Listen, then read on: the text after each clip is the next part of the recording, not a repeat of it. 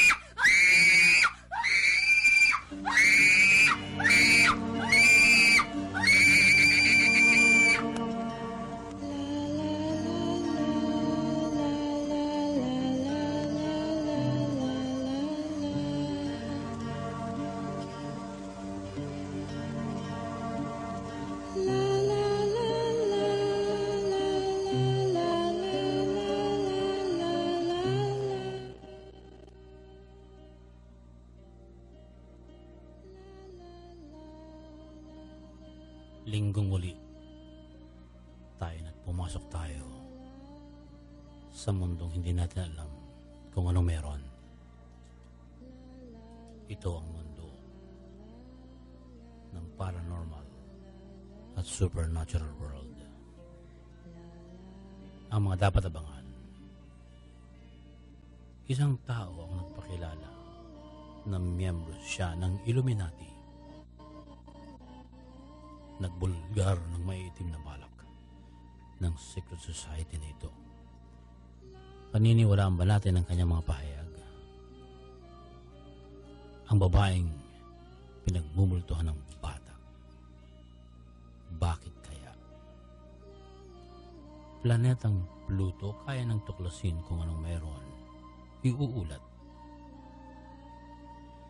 Australian astronomers nakatuklas ng isang radio signal na bilyong taon ng palutang-lutang sa galaxy. Saan galing ang signal na ito?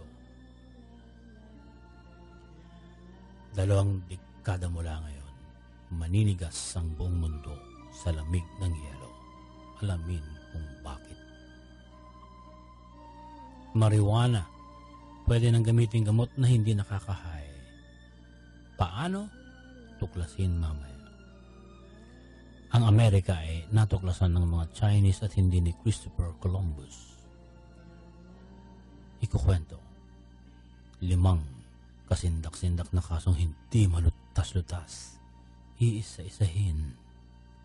Lahat ng tanong tungkol sa panaginip at kababalaghan, ipaliliwanag at abangan ng inyong horoscope ngayong linggo. Sumama na kayo. Papasukin natin ang mundo ng paranormal at supernatural world sa Tao Paraon. At kailangan natin magdasal upang hindi tayo mailigaw ng mga kaluluwang gala.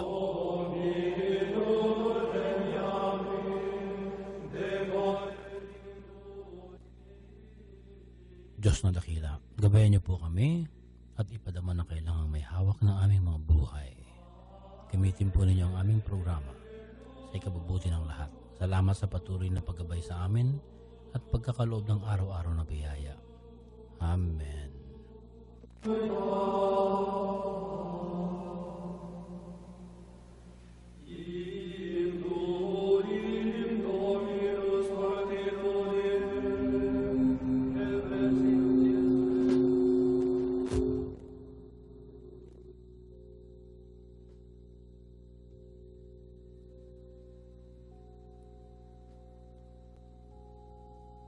Ang iba't ibang ulat mula sa iba't ibang panig ng mundo.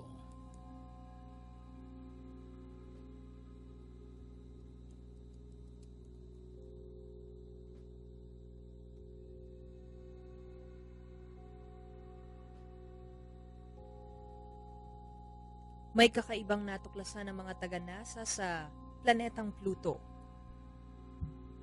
Sa kuha ng isang grupo ng mga astronomer na New Horizon, malinaw na hugis puso ang nakita sa naturang dwarf planet. Ito ang ikinaintriga ngayon ng mga siyentipiko at nais nilang malaman kung ano ang meron sa planeta. Sabi ng scientist na si Hal Weaver, magandang pagkakataon para lalong masuri kung ano ang mga elementong dapat pa nating matuklasan sa malayong planetang ito. Nakuna ng grupong New Horizon ang planeta na mas malinaw ng 5 hanggang 6 na beses kaysa sa mga nakaraang pag-aaral nila. May mga agam-agam din na baka pati ang mga extraterrestrial ay nakarating daw sa planetang iyon. Masagot kaya kung bakit may heart-shaped sa Pluto?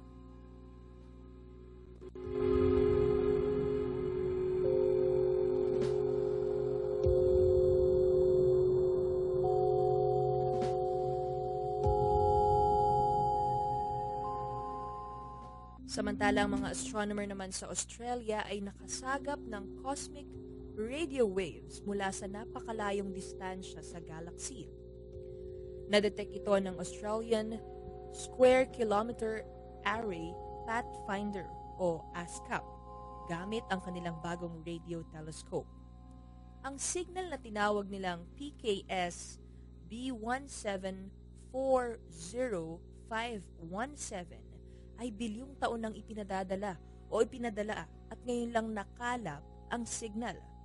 Pinalilibutan daw ito ng cold hydrogen gas imprint, isang elemento na matatagpuan sa mga bituin. Mahalaga ang nadiskubring ito dahil mas marami raw na matutuklasan ng mga siyentipiko tungkol sa labas ng mundo. Ito rin daw ang paraan upang malaman kung kaya bang manirahan ng tao sa labas ng Earth. Nagbabala ang mga researcher na maaaring magresulta sa pagyeyelo ang planetang Earth. Isang kasindak-sindak na pag-aaral ng mga siyentipiko ang natuklasan nila ukol sa solar cycles. Sinasabi na sa pagitan ng taong 2020 hanggang 2030 ay mararanasan ng pagyeyelo ng mga kontinente sa mundo. Ang pinomeno na ito ay tinawag na Maunder Minimum. Naganap na raw ito noong 1646 hanggang 1715 kung saan ang ilog sa Thames, London ay nagyelo. Epekto ito ng solar cycle ng araw kung saan nagkakaroon ng irregularity sa heartbeat nito. Ibig sabihin, nagtatago ang araw kaya walang sinag na tututok sa planet Earth. Patuloy tayong magdasal dahil kung magkakatotoo ito, malubha ang epekto sa buhay natin. Samantala, pinagtatalunan kung dapat bang maging legal ang paggamit ng marijuana sa ating bansa. Mas marami ang tutol na mambabatas kaysa payag kasi hindi kayang kontrolin ang posibleng gagamit dito na wala naman talagang sakit at magtitrip lang gaya ng mga sinasabing addict. May solusyon na ngayon ng siyensya sa isyong ito. Natuklasan ng mga siyentipiko na ang sustansyang nasa marijuana na nagagamit bilang gamot ay kayang ihiwalay sa sustansyang nagbibigay ng hallucination. Nakita nila na ang tinatawag na psychoactive sangkap sa marijuana na THC ay nagpapabagal sa pagtubo ng tumor sa mga pasyenteng may cancer. May epekto ang damong ito na memory loss at hindi mapakali ang pasyente. Pero kapag naharang nila ang tinatawag na pathway sa cannabinoid receptor at sa serotonin receptor, gagana at magiging mabisa pa rin ang THC habang hindi naman iepekto sa pasyente ang pagkawala ng memorya o paglipad ng isip nito. Natuklasan ito sa University of East Anglia at sa University Pompeu Fabra sa Barcelona, Spain. Dahil sa tuklas nila, hindi na problema ang masamang epekto sa isip ng pasyente na gagamit ng curated marijuana. Sabi ni Dr. Peter McCormick na taga School of Pharmacy sa UEA, mawawala lang kinatatakutang dependence sa gagamit ng marijuana. Mawawala ang pagkabalisa at ang pagbabawas ng memorya sa pasyente. Ngunit sa kabila nito, binabalaan niya ang mga pasyente na huwag gagamit na walang pahintulot ng kanilang mga doktor. Ang pagkakatuklas sa bansang Amerika ay kreditong ipinagkakaloob sa Italian explorer na si Christopher Columbus. Pero dahil sa mga bagong tuklas na guhit at ukit sa ilang batong matatanda sa Amerika na nakikita ngayon, mababago ang pananaw ng tao sa kasaysayan ng Amerika. May mga nakita kasing ancient scripts na nagmula sa Chinese explorers na nagmumungkahi na sila ang unang nakakita sa Amerika bago pa dumayo roon ang mga taga-Europa. Ang mga ukit at guhit sa mga lumang bato ay mula sa Chinese explorers na libong taon nang naroroon. Sabi ng retired chemist na si John Ruscombe, na isa ring amateur epigraph researcher mula sa Illinois, nakita niya ang mga marka ng mga Chino sa Petroglyph National Monument sa Albuquerque, New Mexico. Sa kanyang tansya, ang sinaunang tao mula sa Asia ay nakatungtong sa Amerika noon pang 1300 BC. Samantalang si Christopher Columbus ay nakatungtong lamang sa Caribbean noong 1492. Kaya 2,800 years bago si Columbus ay mga Chino na ang nakasumpong sa Amerika. Hindi raw peke ang mga marking na nakita at ang mga palatandaan ay nagpapatunay na hindi naghahanap noon ng matitirhan ng mga Chino, kundi ginagalugad lamang ang bawat islang na daraungan nila. Maging ang retired submarine lieutenant commander na si Gavin Menzies ay nagsabi rin na mayroong fleet at Chinese ships na ang nagtungon nga noon sa North America taong 1421. 70 years ito bago pa nagkaroon si Columbus ng expedition.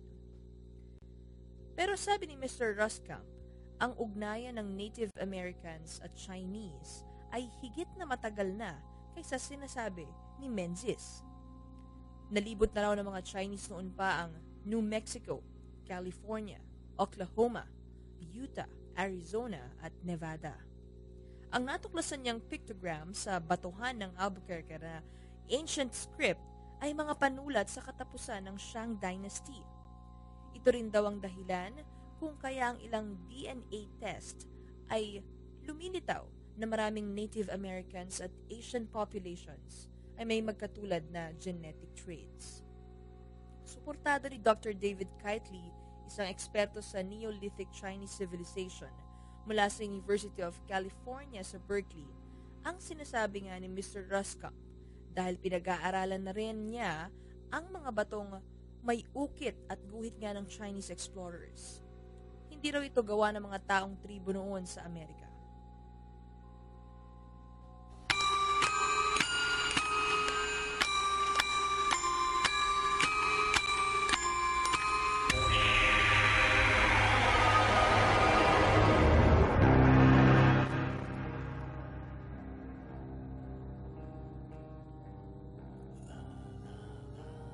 Sa nais magnegosyo sa tamang paraan lumugar, tumawag sa 448-7953. Ito ang Royal Business Club. Marami ang hindi natakot sumubok, kaya ngayon ay asensado na sila. Huwag na kayong umatras kung gusto nyo munlan. Mag-log on www.royalbusinessclub.com. Kung may nakikita kayong multo, may nararamdaman kayong sumasanig na masamang espiritu sa inyo, kung mayroon kayong panaginip na kahila-hila ko, nakatanong na ba kayo ng UFO? Inakala ba ninyong may duwende o maligno sa bahay niyo? I-like ang aming Facebook page, Kasindak, Dasindak, at doon ay pwede kayo magkwento ng inyong karanasang nakasisindak. Walang iwanan. Sama-sama tayo. Pikit mata natin ang araw ng lalim ng inyong naiengkwentrong Kasindak-sindak. Sa aming pagbabalik, sasagutin ang tanong ni Marvan de Salazar Manuel. Maaari niyo bang imbestigahan ang isang link na nagsasabing may totoong Illuminati, may tao nagkwento sa lahat ng kanilang plano na masama sa mundo? Papaksain natin ang hinihingi ito ni Mar sa aming pagbabalik. Yan lamang po kayo. Magpaparaan muna kami ng ilang mga paalala.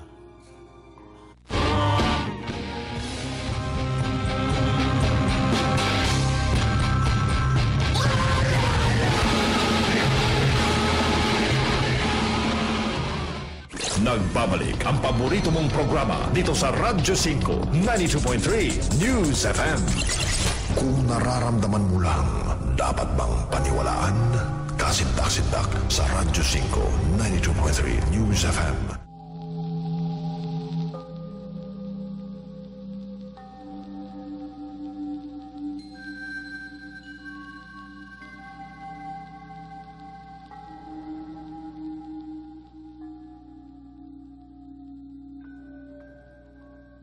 Balikan natin ang tanong ni Mar Salazar. Meron siyang link na ibinigay sa amin at sinasabi niya na dapat daw ma-share ito sa mga kasindakers. Siya raw ay isang avid listener. Pinanood namin ang pinakita niya sa aming link at ito ay nagsasad na may isang taong umamin na siya ay dating miyembro di umano ng Illuminati. Pero ito ay batay sa sarili niyang claim na walang katibayan kundi mga sinasabi niya lang sa kanyang post. Kaya wala tayong tuwirang paninindigan at babasahin lamang namin ng kanyang mga pahayag. Kayo pa rin ang husga kung nagsisinungaling ang taong ito na hindi nga ibinigay ang kanyang pangalan. Para pagbigyan natin si Mar Salazar sa kanyang hiling na paksain ito, narito ang laman ng link na aming nabasa mula sa taong hindi nagpakilala. Nang 19 years old daw siya ay kumikita siya ng malaking pera dahil sa illegal at illegal na negosyo bilang estudyante. Isang gabi, nilapitan siya ng dalawang lalaki habang pauwi sa kanyang dorm sa loob ng kanilang school campus. Sa pilitan siyang dinala sa isang basement at doon ay nirecruit bilang miyembro ng Illuminati. Kaya naging kasapi siya ng secret society na ito sa loob ng 47 years. Pero kumalas daw siya sa paraan ng tinatawag na departure ritual.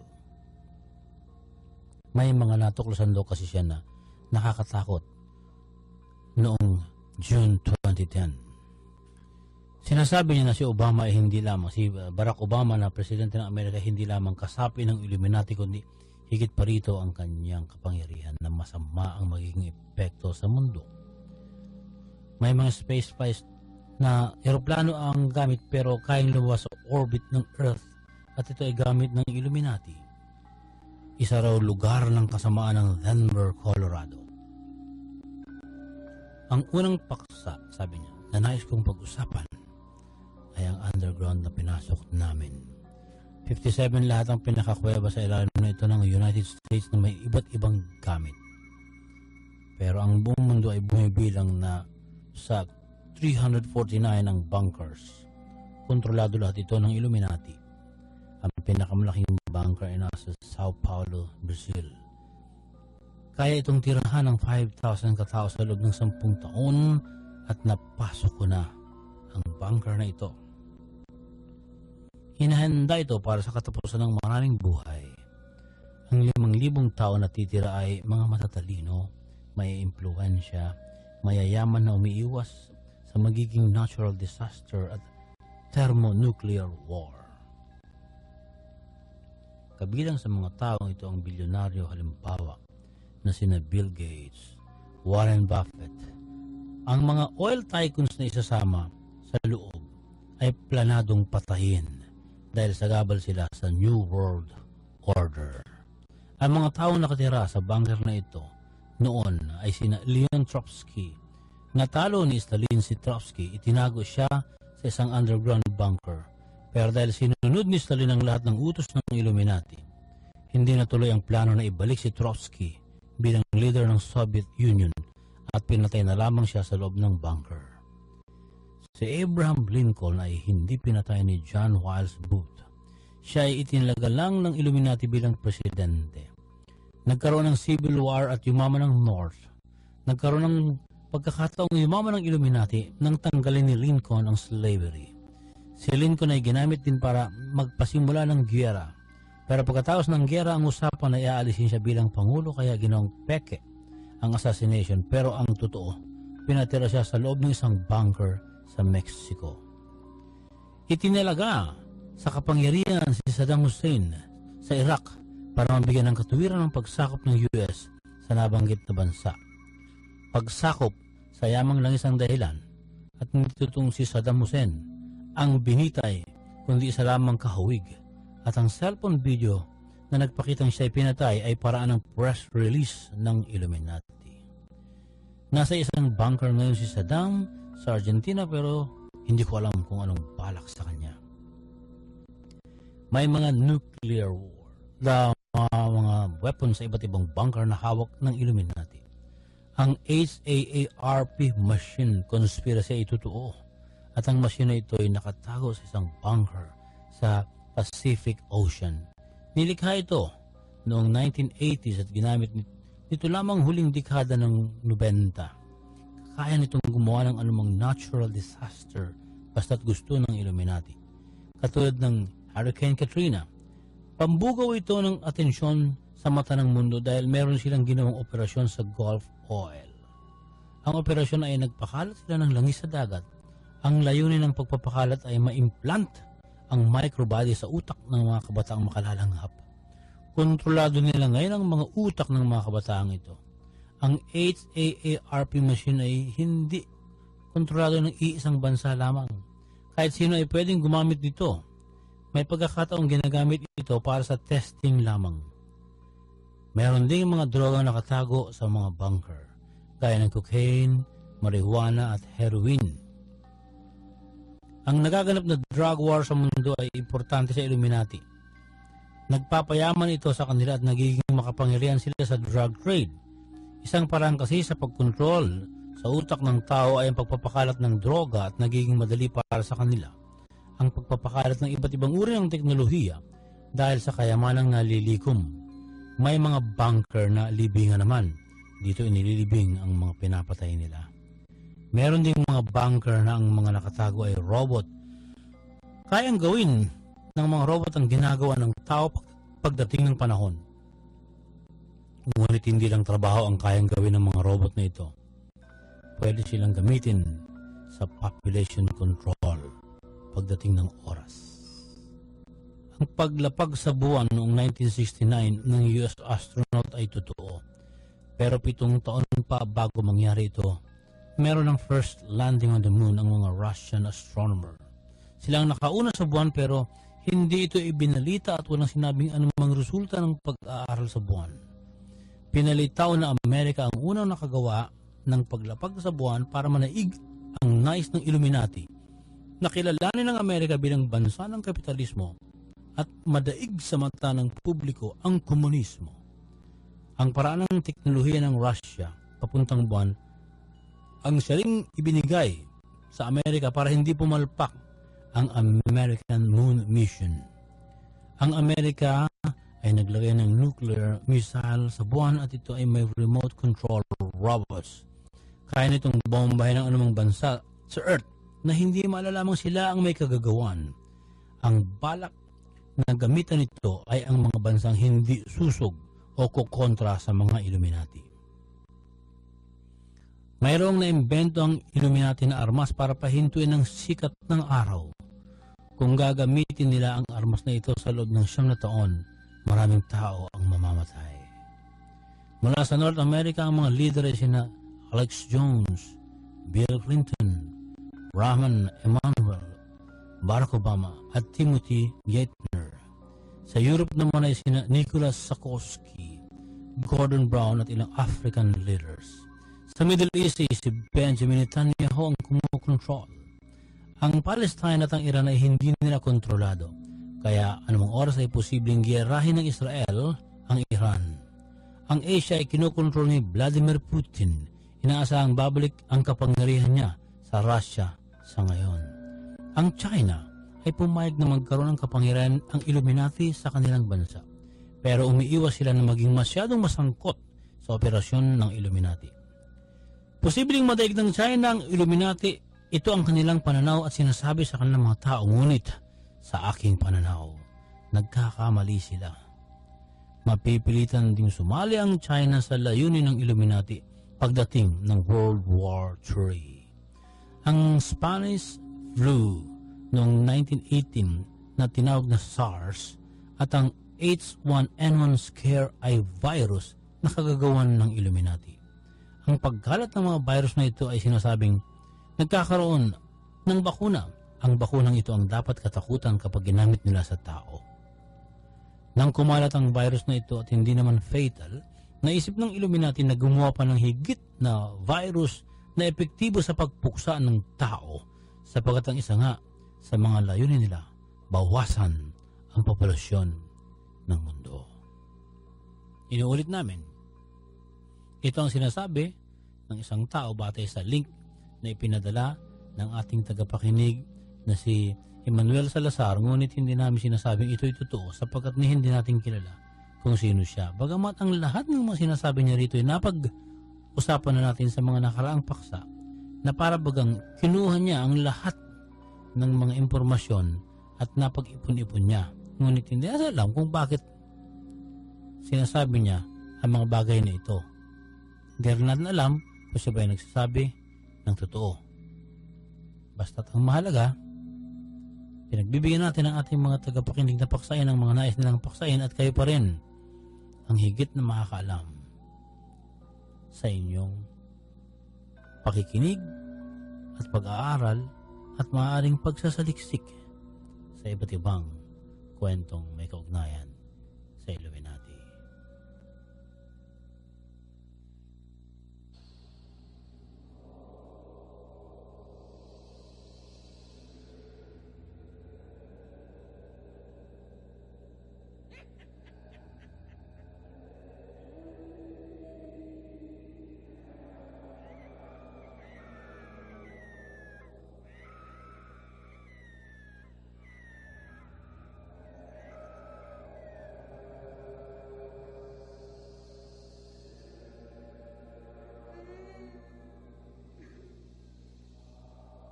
Noong magbuntis ako sa pagkadalaga, ay nalaman ko na kambal ang aking dinadala sa sinapupunan.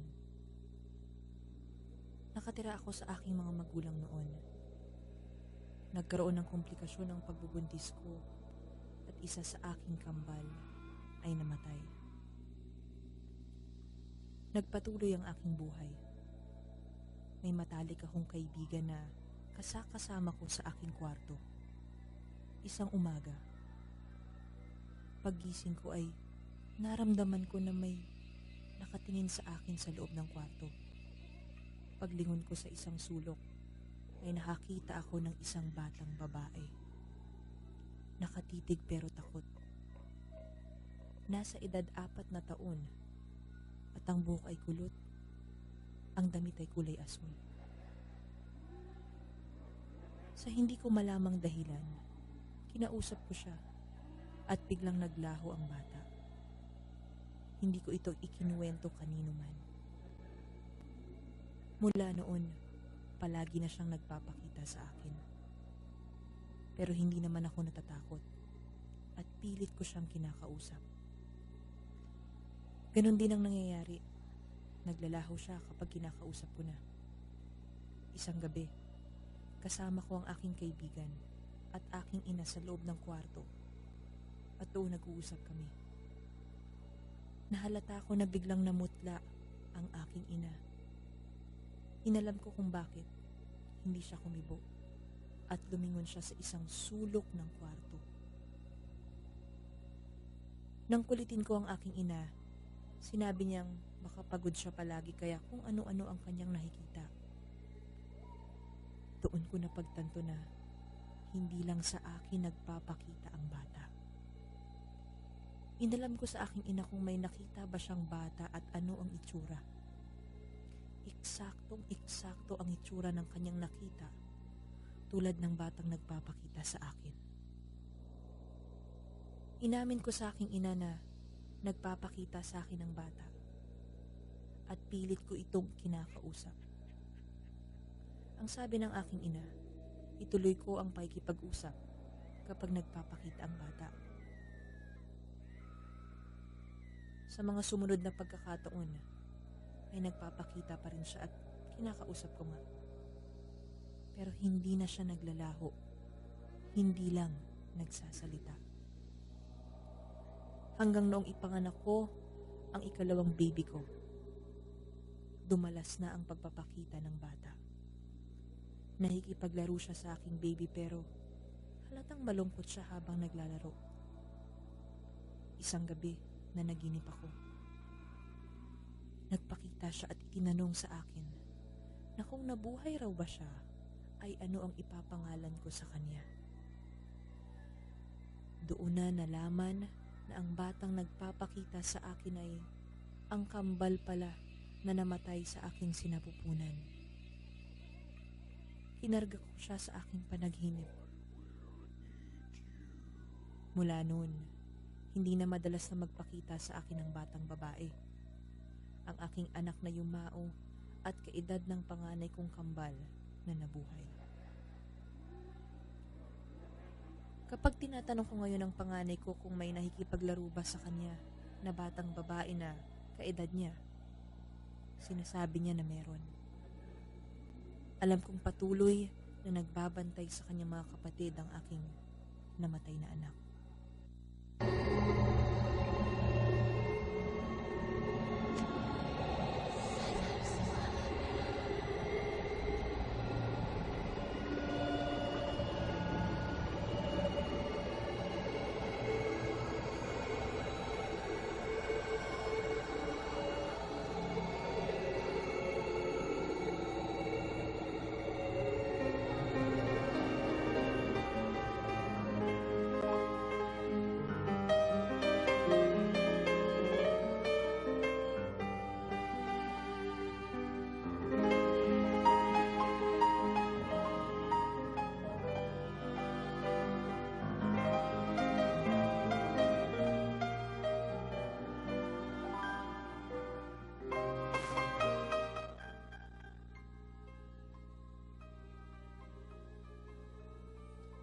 Ang 5 kasindak-sindak na kasong walang makasagot ng tuwiran kung ano ang naganap. Noong February 8, 1981, isang lalaki ang pinugutan ng ulo sa San Francisco, USA. Pagtungo ng mga pulis sa crime scene, katawan lang ng biktima ang nakita at may mga pugot na ulo ng manok. Nang siyasatin ang katawan na walang ulo, nakita ng mga pulis na isinaksak sa loob ng katawan ng mga manok. Napugot din ang mga ulo.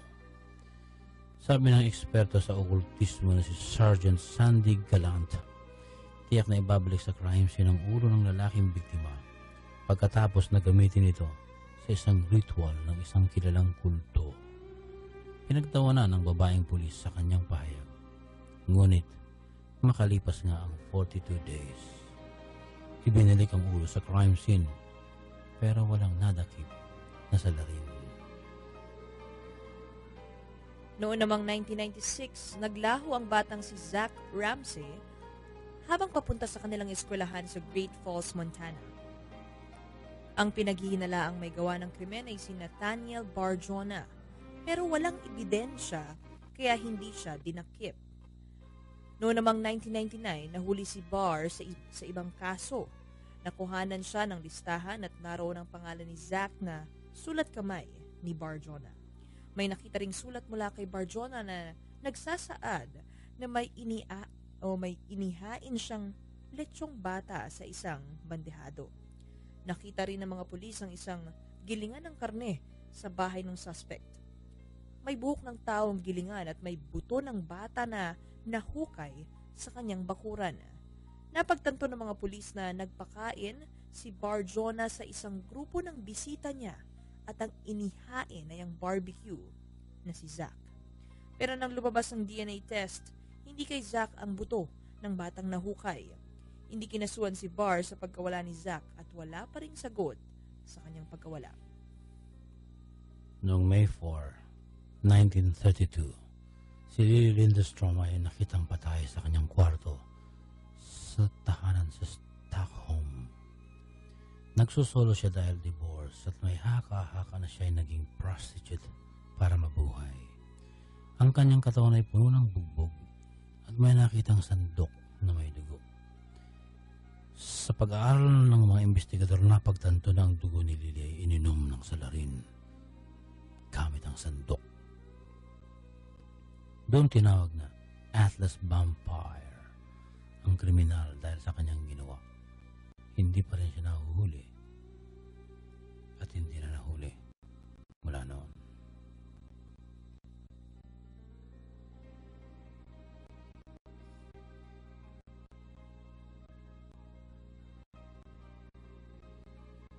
Samantala noong September 29, 1982, 7 katao ang namatay dahil napainom sila ng gamot sa sakit ng ulo na Tylenol. May naghalo sa gamot na ito ng laso na cyanide. At dahil sa pangyayari, binawi ng kumpanya ng gamot ang kanilang mga paninda sa buong Amerika at nalugi sila ng 100 milyong piso. Nang ibalik nila sa merkado ang mga gamot, ay may selyo na ito para tiyaking walang makapaglalagay ng lason. Pero hindi nadakip ang may gawa noon at hindi alam kung ano ang motibo sa krimen. Si Georgi Markov ay isang Bulgarian journalist na tumakas sa kanilang bansa at nanirahan sa England. Naging broadcaster siya ng BBC at naging matapang sa pag-iinsulto niya. Iniinsulto ang pagiging komunista ng Bulgaria. Isang araw, habang naghihintay siya ng bus, may tumama sa kanyang paa na bulitas. Nagmula ang bulitas sa isang high-tech na payong na ginamit bilang baril.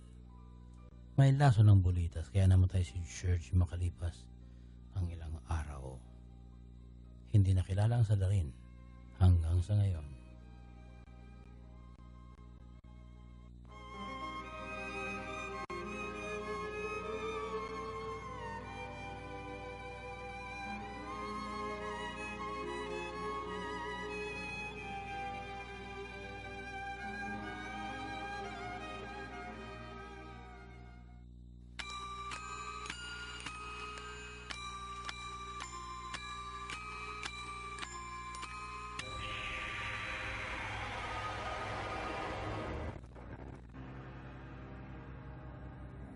Sa nais magnegosyo sa tamang paraan lumagar, tumawag sa 448-7953. Ito ang Royal Business Club. Marami ang hindi natakot sumubok kaya ngayon asensado na sila. Huwag kayong matras kung gusto nyo umunlad. Mag-log on www.royalbusinessclub.com. Ibibigay muna natin ang horoscope sa gabing ito pa sa inyo.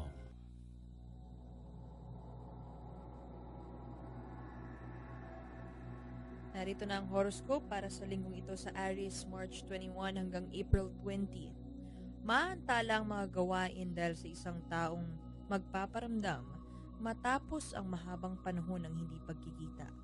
Siguraduhing magagawa mo pa rin ang mahalagang gawain sa kabila ng paglalaan mo ng atensyon at oras sa taong ito. Matutong mag-budget ng oras. Taurus, April 21 hanggang May 21, lahat ng bagay ay pinaghihirapan. Huwag mawala ng pag-asa sa pagsasalba ng iyong relasyon sa taong iyong pinakamamahal. Kung tunay mo siyang mahal, hindi solusyon ang pakikipagbangayan sa kanya ng away. Panatilihin ang respeto.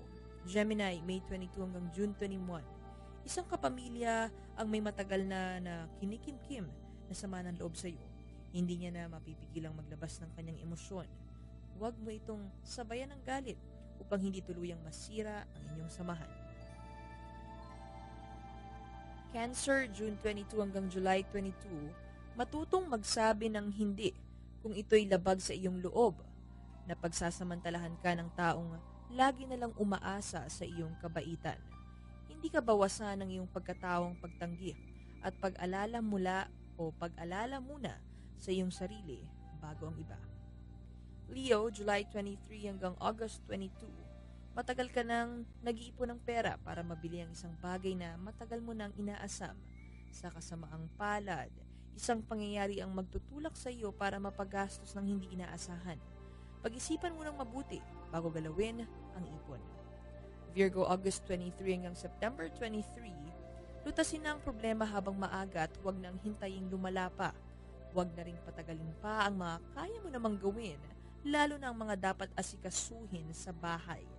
Maging maagap sa oras. Libra, September 24 hanggang October 23, huwag hayaang masira ang isang samahan nang dahil sa hindi pagkakaintindihan sa komunikasyon. Huwag pangunahan ng galit. Makinig muna bago humusga. Scorpio, October 24 hanggang November 22, magkakaroon ng ilang kaguluhan at problemang pinansyal ang iyong kinabibilangang grupo. Maging kalmado para mapagtanto kung ano ang tamang gawin. Huwag magpadala sa mga sulsol. Sundin ang idinidikta ng isip. Sagittarius, November 23 hanggang December 21, isang lihim ang nagsisimula ng malaman ng iba. Huwag mangamba dahil ang mga totoong nakakakilala sa iyo ay hindi mag-iibang tingin sa iyo. Manatiling matatag at magkaroon ng paninindigan. Capricorn, December 22 hanggang January 20, tulungan ang isang kaibigang nasasangkot sa isang gulo. Higit kailanman, ngayon may kailangan ng iyong payo o ngayon niya kailangan ng iyong payo tungkol sa mga bagay-bagay na gumugulo sa kanyang isip. Maging matapang upang mapagpunan ka rin niya ng lakas ng loob. Aquarius, January 21 hanggang February 19. Magkakatotoo ang iyong kutob. Kung may mga pag-aalinlangan kang nararamdaman, bigyang pansin ito bago gumawa ng desisyon. Huwag matakot ipahayag ang iyong saloobin at opinyon. Pisces, February 20 hanggang March 20. Di mo mapipigilan ang bugso ng damdamin. Isang hindi pagkakaunawaan ang maaring sumira sa magandang samahan sa isang mahal sa buhay. Hayaang hilungin ng oras at tamang pagkakataon ng sama ng loob na iyong dinadala. Sana isundan ang aming horoscope. Magbukas kayo ng kasindak-sindak Facebook page at doon ay upload namin ito. Kasabay na rin ang pag-upload namin sa ilang mga larawang nakasisindak na ipinala sa atin ng ating mga tagapakinig. May mga larawang kaming i-describe. Maya-maya lamang na sinasabing may mga multong nagpakita. Sagutin natin ang tanong tungkol sa panaginip at kababalaghan.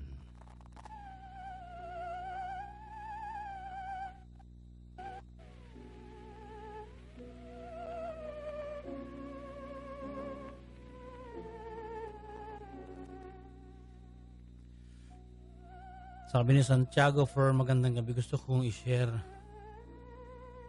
ang naranasan ko nung 15 years old pa lang ako. Mahimbing ako natutulog sa bahay namin sa probinsya ng Pampanga na naginip ako na nasa deserto ako at pagod na pagod. May humabol sa akin at bigla akong sinakal. at binabangungot na pala ako. Nagdasal ako sa isip ko at naigalaw ko ang paa. At nagising ako na uhaw.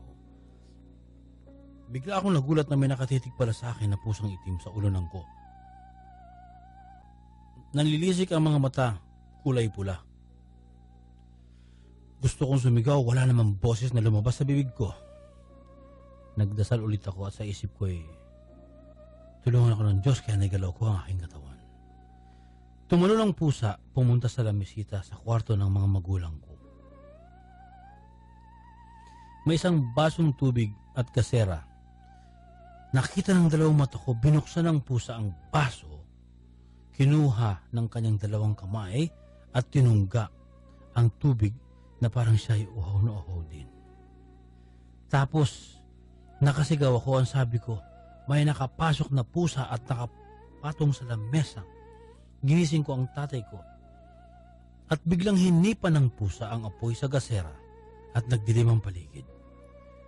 Mabuti na lang may flashlight ang tatay ko sa higaan niya. Kinuha yon at hinabol ang pusa, ngunit nawala. Tumakbo lang sa likod ng bahay namin na maraming puno ng mangga at saging at hindi na siya nakita. Ang tanong ko, anong klaseng pusa ang marunong magbukas ng baso at bakit marunong maghipan ng gasera namin? Totoo bang pusa yun o engkanto? Ano sa palagay ninyo? Alam mo, Fer, sasabihin ko sa iyo na malinaw na nakaranas ka ng hypnagogia. Ito ang estado na tulog ang kalahati ng iyong diwa at gising ang kalahati. Lahat ng iyong nakita ay panaginip mo lamang. Ang nangyari kasi nagkaroon ka ng sleep paralysis at dahil pinilit mong kumilos ka at hindi ka nakagalaw, napadasal ka at nawala ang pagkamanhid mo at inakala mong ikaw ay binabangungot naman. Pagdilat mo, may nakita kang pusang itim. Hindi ka pa totoong dilat noon. Natuloy ang tulog at panaginip mo, pero inakala mo nagising ka na at inakala mo na ang nakikita mo ay totoong buhay na pusa pero bahagi pa ng panaginip yon. Kaya kahit na walang logic, nahawakan niya ang tubig, tinungga niya ang tubig sa baso, hinipan niya ang apoy ng gasera. Sapagkat panaginip yun, pwedeng magawa ng pusa ang nakita mo. Hypnagogia ang nangyari sa iyo. Bahagi ng panaginip ang lahat. Nung gisingin mo ang iyong tatay, wala siyang nakitang pusa dahil panaginip mo nga at ikaw lang ang nakakakita.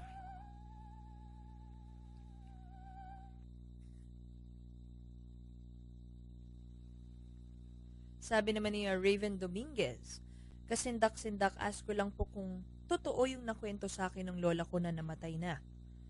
Dati raw po sa Manila before World War II, may 3 babae raw po na naglilibot sa Maynila at pumapatay ng sino mang makasalubong nila kapag gabi. Yung iba ko naman pong panaginip, naglalakad po ako ng napakahaba sa crowded places nang hindi po ako napapagod.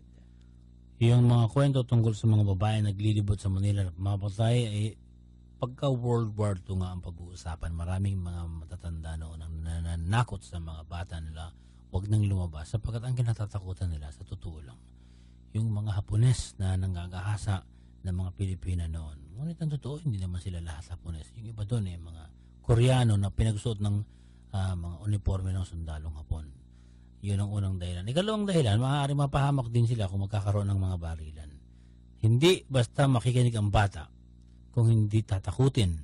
Kaya marami ang mga sinasabi ng matatanda noon na mali, pero hanggang ngayon pinaniniwalaan pa rin natin. Yung sa panaginip naman niya, yung crowded places, ibig sabihin lang nito, kailangan mo ng sariling space para makahinga sa maraming tao, sa maraming nanggugulo sa iyong isip, no? So, kailangan mong mag-recharge ng iyong enerhiya. Sabi ni Kimi Pilapil, tanong ko lang na naginip ako na may 2 gagamba na parang naglalaban. Iba-iba yung kulay nila, parang may malaki na parang tarantula. Tapos may isang gagambang bahay na umiiksena.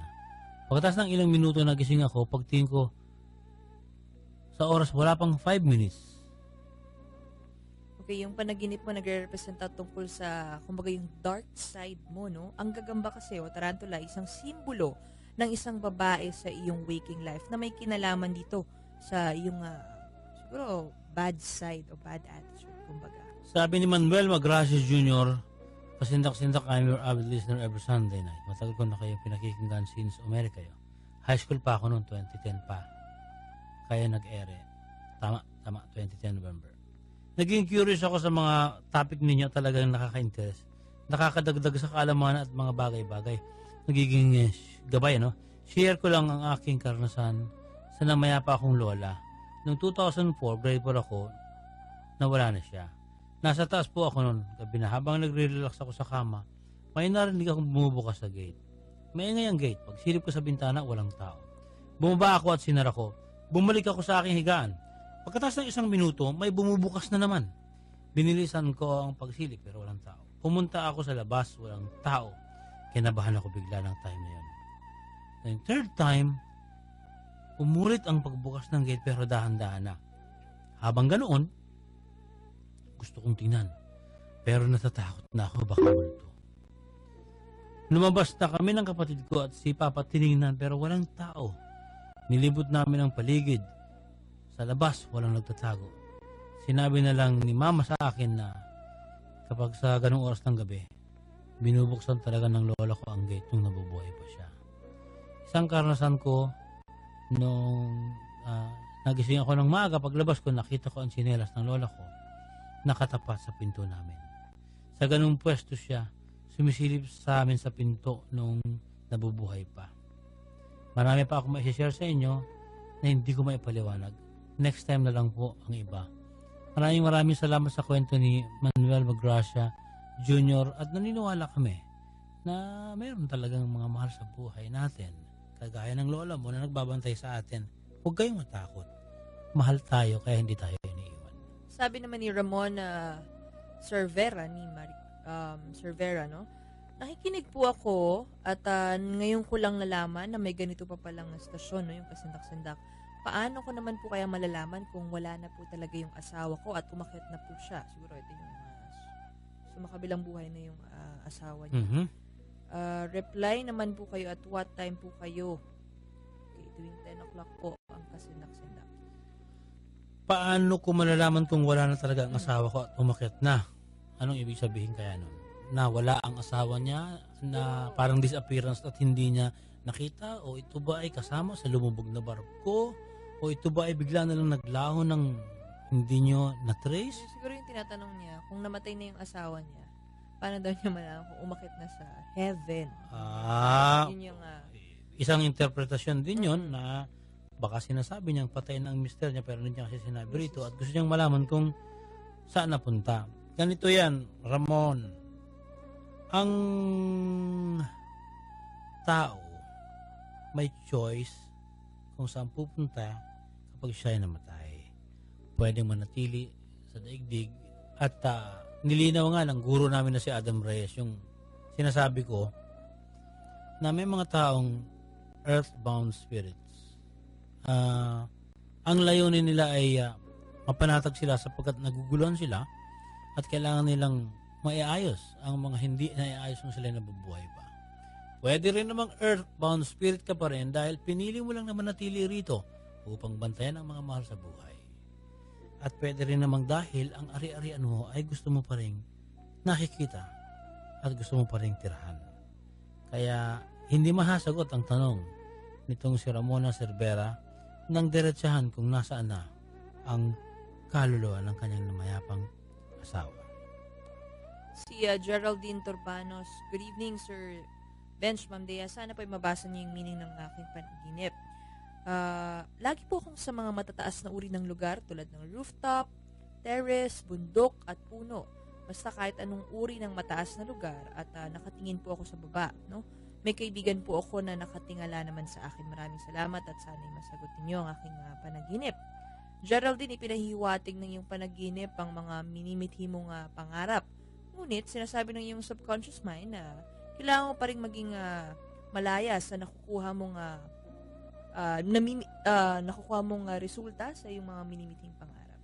Sabi ni Evildo Mac, magandang gabi kasindak-sindak. Pakitapik nga po ang mga halaman na panlaban sa evil spirit. Re-research po kasi ako tungkol sa halaman sa bakuran namin. May na-research akong halaman na ang pangalan ay Pseudopanax. 5-finger. Pangalan pala nakaka-intriga na. Bakit kaya ganun ang pangalan? Kaya nag-search pa ako mabuti tungkol dito. Nalaman ko na ginagamit daw ito sa evil spirit. Yung 5-finger na sinasabi sa mga kaklase ko nung high school, parang pinagtutungkol ito sa marijuana, no? Ganito muna. Unang-una, ba't naghahanap ka ng panlaban sa evil spirit? Sa pananaw ng aming guru na si Adam Reyes, wala namang evil spirit, pero ang intensyon ng taong masama, yun ang evil. So, hindi mo kailangan ng halaman para mapigil ang evil within you kung ikaw man ay may masamang balak. O ang ibang tao man kung may masamang balak, hindi mapipigil ng anumang halaman. Mapipigil lamang sila ng positibong pagbibigay ng mga payo upang maging maayos ang kanilang pananaw sa kanilang pamumuhay. Sabi naman ni Zohan Jonaline Algara, good evening. Favorite ko po ang kasindak-sindak dahil marami akong natututunan. Tanong ko lang, no, tungkol sa aking panaginip ko na lahat daw po ng tao ay naging zombie. Pwera lang sa akin.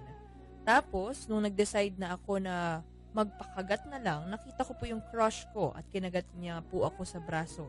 Pero nung nakita niya yung mukha ko, tumigil siya at naglakad palayo. Ano kayang ibig sabihin nito? Okay, Zohan, ang panaginip mo ay indikasyon na hindi mo makontrol yung sitwasyon sa iyong waking life. Maaring nasistress ka sa ilang aspeto ng iyong buhay.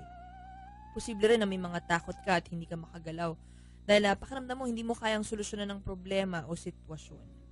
Sabi ni J.D. Gamon, Bigkal, Sir, Ma'am, tanong ko, bakit palagi ako nananaginip na iba't ibang kulay ng ahas? God bless po. Depende dun sa kulay nung ahas sa panaginip mo, Jay.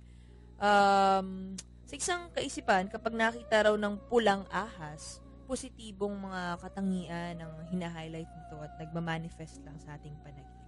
Sabi ni Justin Dikinia, magandang gabi kasi ng Duckers. Paki-explain ang napanaginipan ko nitong nakaraang gabi. Napanaginipan ko yung taong kinainisan ko ng sobra. Nakikipagtalik ako sa kanya Hindi ko nga siya gusto Paki-explain nga po. Okay. Thank you and God bless. Justin, naging simbolismo lamang yung taong kinaiinisan mo doon sa frustrations mo ngayon na nangyayari sa iyo sa iyong waking life, no? Nagmamanifest ito sa iyong panaginip. Kalimutan mo na siya, patawarin mo na siya para hindi ka maguluhan sa iyong panaginip. Sabi ni Ken Aquino, magandang araw, lagi akong binabangungot. Ano ba ang gagawin ko? Sana mabasa niyo ito. Maraming salamat at palagi ako nakikinig ng kasindak-sindak. Magpatingin ka sa doktor, Ken. Kasi kung palagi kang binabangungot, meron kang medical problem.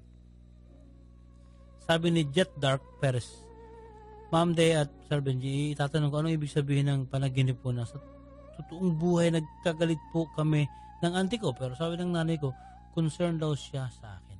Panaginip ko po na dumating siya, nagpapatay doon ng simbahan at dahil sasabi ko sa kanya, niyakap po siya. Sobrang higpit at comfortable kami sa isa't isa. Napakaliwalas ng araw na yun sa dreams ko at nakakatawa man, pero hinawakan niya yung private parts ko at ang sarap ng pakiramdam ko. Ano ang ibig sabihin noon? Okay, yung panaginip mo may connection dun sa issue ng commitment at pleasure, no? Marahil yung auntie mo ang naging simbolo lang o simbolismo lang para magrepresenta sa isang bagay na may kaugnayan sa iyong pamilya, yung value o heritage. Sabi ni Stanley de Lima, tulungan niyo po ako, anong ibig sabihin ng panaginip ko? Madalas na may isang babae sa bahay namin na hindi ko kilala kung sino, pero parang ang tagal ko na siyang nakikita kasi nung nasa probinsya pa lang ako, napapanaginipan ko na siya. Tapos hanggang ngayon, 6 years na po. Tinutukoy ko pong babae isang white lady. Nagsimula akong managinip sa probinsya pa. Sa bahay namin. Noon kasi sinasabing mayroong nakatirang white lady. Marami na ang nakapagpapatunay sa kanilang karanasan na nakita ito. Natutulog ako noon tapos bigla akong nagising. Dahil ginising ako ng babae na kaputi pero may takip ang mukha. Nagiinuman daw nung time na yon sila mama at papa at mga kamag-anak ko. Dahil sa sobrang takot, nag-freak out ako bigla at humingi ako ng tulong kina mama. Ngunit hindi nila ako naririnig hanggang sa nagtago na lang ako sa sulok hanggang sa nakatulog ako ulit. Panaginip lahat ito, panaginip lahat. Yung panaginip mo kasi, no, ay nagre-representa sa marahil pagiging perpekto at pagiging malinis mo bilang tao. Maaaring nakararanas ka ngayon ng reawakening o pagbabago sa iyong waking life, ngunit may parang nagtumutulak sa'yo na or nag-hold on, kumbaga natatakot kang umapak sa panibagong yugto ng iyong buhay. Sabi ni Roland J. Fernandez, Sir Benji, pwede niyo bang itapik yung Animal Planet? Totoo ba yung mga video nila ng sirena at totoo ba na may tinatago ang gobyerno ng US na sirena? Thank you, sir. Lagi ako nakikinig. More power sa kasindak-sindak and God bless you. Lahat ng pinapakita sa Animal Planet na pinapanood ko naman so far, ay totoo, no? Kung may mga sirena man, hindi ito totoo. Dahil yun ay ginawa nila na pang press release lang para kumalat na meron silang bagong show. Ngayon, hindi ko alam kung ang US government ay may tinatagong sirena. Sabi naman ni J. Vincent Serafica, good evening, kasindak-sindak. Gusto ko lang pong magtanong kung may nakakaalam na po ba kung ano talaga ang naging sakit ni Benjamin Button, no? At totoo po ba na ang isang tao na mahilig sa computer games ay malaki ang posibilidad na kayang kontrolin ng panaginip o astral projection? Isa po kasi akong astral projectionist, no? I'm an avid listener of your program since 2012. Sana ay mabasa ninyo. God bless and more power. Pakibati nga po pala, Aparante at Serafica family sa Talim Island, Binangonan, Rizal. Sa lahat ng mga taga Talim Island, Evening po. meron ditong kwento kung bakit nagkaroon doon ng mga bato sa isang isla, di ba? Yun daw ay gawa ng mga evil noong panahon. Pero ito yung matagal na natin na ikwento. Sakit ni Benjamin Button. Unang tanong. Pangalawa, ang computer ba ay may malaking posibilidad na kayang kontrolin ng panaginip at astral projection? Walang kinalalaman ng computer. Ang astral projection, naniniwala kami na kayang gawin ng isang tao at kung nagagawa mo ito, congratulations. Ang panaginip ay kayang kontrolin sa pamamagitan ng tinatawag na lucid dreaming. Mhm. Yung tanong niya muna dun kay Benjamin Button, may pangalan na yun, yung disease na yun or yung condition na yun na tinawag siyang progeria o progeria.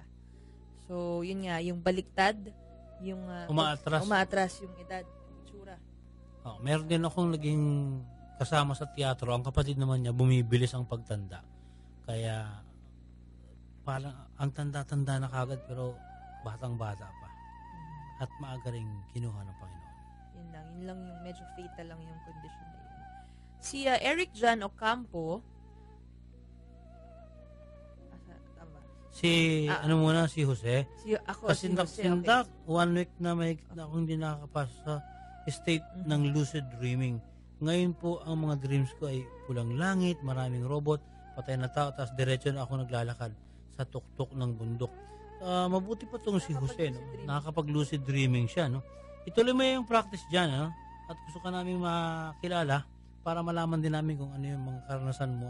Kwento mo nang maayos sa amin kung paano mo pinapractice yung lucid dreaming. Sa kasalukuyan po kami, mayroong ginagawang mga seminar, pero wala pa kami sa ganitong estado ng pag-aaral, no? Iba pa ang pinag-aaralan namin ngayon. Kaya interesado ako sa iyo, Joe, na makilala kita, ha? Ano sabi ni Eric John? Si Eric John Ocampo, good evening, kasindak-sindak. I just want to say thank you. Every time pong nakikinig ako sa programa nyo, parang naglalakbay po ang aking diwa. Parang nagpa-flashback yung childhood days ko. Ewan ko ba kung bakit ganun. Pero ang sarap po sa feeling kasi alam kong wala o payapa pa yung pagkatao ko noon. No? Hindi tulad ngayon na natatangay na po ng kamunduhan. Thank you po talaga una sa Diyos at sa inyo kasi once in a while naging inosente ako lalo na kapag naririnig ko po yung theme song nyo. Yung Diyos Mabalos yun. I hope marami po kayong ma-educate na kabataan katulad ko na nasa stage po namin ito. No? Maraming mga bagay ang lumilin lang. Yan ang sabi niya. Yung Eric. Diyos Mabalos, gustong-gusto rin yan ng kasama namin si Jergen Miliana. No? Maya Jergen, bigay mo ulit kay Eric John Ocampo ang Diyos Mabalos. Sabi ni Ken Gonzales Casalje, Sir Benz, magandang gabi. May ipapakita akong larawan sa inyo na matagal ko na akong tagapakinig sa inyo. Yung larawan ay yung larawan ng mag-ina ko may kasama na bata sa tabi ng anak ko at parang tao din na may bandang gilid ng asawa ko. Ano po ba ito? Posible kayang multo? May nagsasabi na mga kapitbahay namin na may nakikita silang lalaki sa bandang likuran ng bahay namin na may dalang kadena. Sa totoo lang, dati ko kasing palayan ang kinatitirikan ng bahay namin dito sa Taytay Rizal sa Floodway. Teka nga, buksan nga natin. Ano ba yung sinasabi ng picture dito? Ito ba? O ito? Ito yan ano? Yan ba yan? Palayan? Oo nga no. Medyo nakakatakot ito ah. Ipakita natin sa mga tagapakinig natin. I-describe ko ngayon. Nakakakilabot kasi parang may kausap yung isang babae sa isang parang may mga dayami, no? Tapos sa tabi niya may lumitaw na parang bata na maitim ang mga kamay, ang mukha ay hindi malinaw, nakaputing damit at ang buhok ay nakalugay. Kalahati ng mukha ay natatakpan ng buhok. Ngunit magkaiba yung kanilang itsura dahil yung babae may kausap sa telepono ay malinaw na tao. Yung katabi ay hindi maintindihan kung ano. Ipapadala namin ito sa linggo kay Adam para ma-analyze Ken at nang malaman kung ano itong nasa tabi ng dayami na lumitaw sa iyo. Si Jimmy Lingan. Good evening, kasindak-sindak. Loyal listener niyo po ako since 2012. Ang dami ko pa pong natututunan sa mga itinatopic niyo kada linggo. Pwede po bang pakitopic po yung spontaneous human combustion? Ano po ba ang hiwaga sa likod nito? At pakitalakay po yung top 10 victims nito ng SHC. Ang ganda po ng boss natin today at ang galing po ni Sir Ben. Thank you, Jimmy. Yung SHC o spontaneous human combustion, meron na kaming ginawa ditong episode at actually pwede niyang balikan sa News 5 Everywhere. Hanapin niya kasi meron tayong ginawa rito na audio-visual para hindi na natin balikan pa yung paksa. Pero yung top 10 victims nito, hindi pa namin napag-aaralan. So lalagyan natin ng marka, no? Baka nga merong 10 biktima ito na hindi naman natin natalakay pa, no? Kasi isang tao lang doon ang pinaksa natin eh. Jimmy, titingnan namin kung may 10 biktima na ang spontaneous human combustion sa susunod na pagkakataon. Maraming salamat sa mungkahi mo. Si Mark mula sa Cagayan de Oro. Sir Benji, pwede po bang pakitopic yung tungkol sa dugo na RH negative? Sabi, sa narinig, dugo daw po yan ng alien, no? Ang ganda na programa niyo, more power and God bless. Hanapin nga natin itong RH negative na ito kung sino ang nakakuha ng dugo na ito para sa susunod.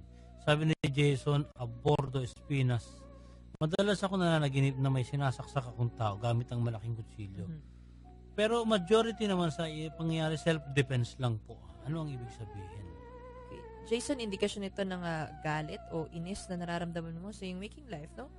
Marahil, may kailangan kang iwan o tuldukan na sitwasyon na may kinalaman sa isang relasyon, no? Posible rin na ang panaginip mo ay tumutukoy sa isang sexual tension o sexual confrontation. Sabi ni Napol Jane Karuskay, magandang gabi kasindak-sindak, Sir Benji at Mr. Ask ko lang, ano ang meaning ng tatlong dream? First dream, nakausap ko si Mama, nakita ko lumiwanag ang langit, lumiwanag at tinawag ko si Mama. Sabi ko sa kanya, tingnan mo. Sabi niya, nakita niya raw si God. Sabi daw, God is good. Bigla akong sumagot all the time. Tapos biglang humina ang liwanag at naging kulay sky blue. Naghugis star ang liwanag hanggang sa naglaho. Second dream, may hinahanap ako pero di ko alam kung ano. Nang biglang binigyan ako ng isang bouquet ng baby's breath na flower, kulay white ng isang guy. Sabi niya, para sa iyo at may sinabi siya pero di ko naalala at nakangiti siya at biglang umulan ng malakas sa dream ko. I know him but sa waking life, hindi ko siya kilala. Third, ang dream ay napunta ako sa isang lugar na kailan may di ko pa napupuntahan at nawala ako. Tapos may nakita akong malaking building. Sabi ko, dito ako dadaan, baka may daraanan. Pagbaba at pag-ikot ko ang sementadong daan, malinis patuloy ako naglakad hanggang biglang naging dead end ang daan. Bumalik ako at nakita ko ang daan, naging madamo, naging matalahib, at ito na ang mahirap akitin. Umakit ako sa hagdan, kumapit ako sa may nakitang hawakan, at sobrang hirap, nakakapagod, may nakita akong tao pababa, di nila ako pinapansin. Mataas ang hagdan na parang walang katapusan. Pero sa dulo may palapag na sobrang dilim. Alam kong may daan pero hindi naman ako tumuloy sa takot ko. Ginawa ko, sumungo ako sa likod ng hagdan, maraming tubo ng tubig. Tinanggal ko isa-isa at dumaan ako. At nakaalis ako sa hagdan. Ayun, yun ang kanyang panaginip. Sabi niya, tinatanong niya, saan daw makakabili ng book na Chariots of the Gods? Wala sa National Bookstore. Medyo mahirap nga pong hanapin eh. Kasi nung hinanap ko ito para bilhin, naghintay pa ako ng ilang buwan. Natsyempohan ko lang ito, kaya nakabili ako. Hindi nga ho talaga madaling hanapin dahil maraming bumibili. Paulit-ulit lang kayo magtanong sa National Bookstore. Anong mga sagot sa panaginip niya? Binabati niya daw yung mga kaibigan niya, no? Miss ko na sila, KSSF. Okay. At yung tatlo mong panaginip, Jane, isa-isay natin. Una, dun sa una mong panaginip, may mga naiisip kang bagay na hindi maalis sa iyong isip at may kinalaman nga ito sa level of understanding, yung pangunawa mo sa isang bagay. At sinasabi ng iyong subconscious mind na ang nanay mo ang nagiging guidance o daan para makamit mo ang minimithi mong mga goals sa waking life. Ikalawa, yung panaginip mo naman nagre-representa tungkol sa respetong ibinibigay mo sa kapwa, no? Yung pagbibigay sa iyo ng bulaklak, pag-aproba ito at paghanga nga sa iyo ng mga tao sa iyong paligid. Ikatlo, yung panaginip mo na may tinatahakang daan, nagpapahiwatig ito sa iyong tinatahak na landas patungo sa tagumpay. At naikwento mo nga, no? Marami kang obstacle na nadaanan. May sementado, biglang may talahi, biglang umakit ka, bumaba, no? Minsan naman hindi. So, nagmamanifest lang ito sa direksyon na tinatahak mo ngayon sa buhay. Si Princess Agatha Sambahon, kasindak-sindak, hello. Avid listener ako at ang daddy ko ng program ninyo. Marami kaming natututunan. Keep up and more power. Gusto kong i-share ang karanasan ko at ng mga kaklase ko sa eskwelahan pinapasukan ko. Hindi ako naniniwala sa multo, pero dahil pa sa akin ang patay na hindi na muling mabubuhay pa at magbabalik. Pero sa naging experience ko, naniwala na ako. Meron talagang multo. Nangyari ito nung 2014, October.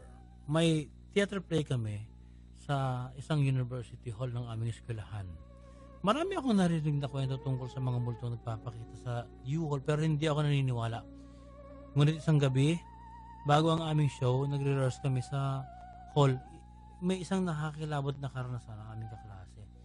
Nakaupo kami sa audience at sinasabi ng professor namin na may kailangan pa kaming gawin para mapaganda ang play. Biglang may narinig kaming kumakanta sa backstage.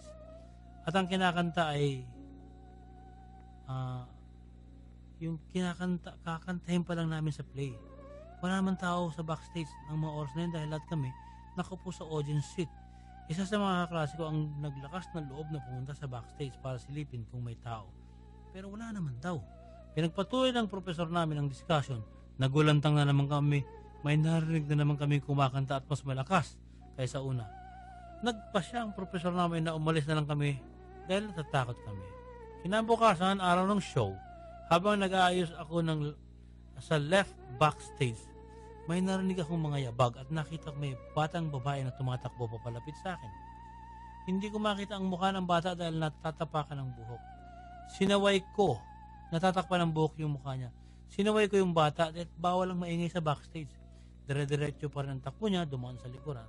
Naramdaman ko yung balikat niya sa likuran ko. Malamig.